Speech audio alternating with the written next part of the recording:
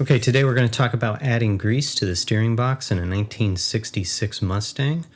Of course, the steering box is right down here. You can see it's covered with grease and grime from about 50 years.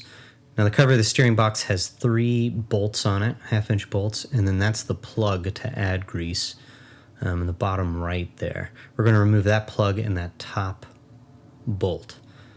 First thing we're going to do, though, is jack up the front of the car just till you get the wheels off the ground. Get your jack stands under there, of course. Then we're going to turn the wheel all the way to the right. Once you're there, here the steering box is a little more cleaned off. There's that top bolt we're going to take off, like I said, half-inch. And then there's the grease plug, also half-inch. Okay, there they are removed. You can get a better look there.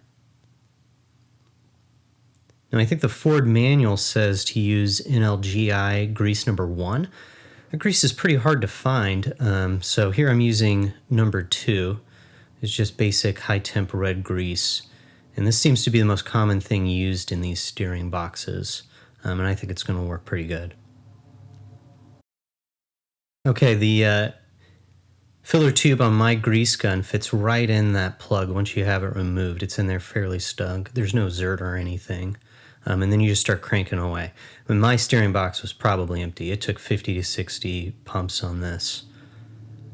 You'll know you've filled the steering box when you see grease coming out that top bolt hole. As you can see here, the grease coming out is really red.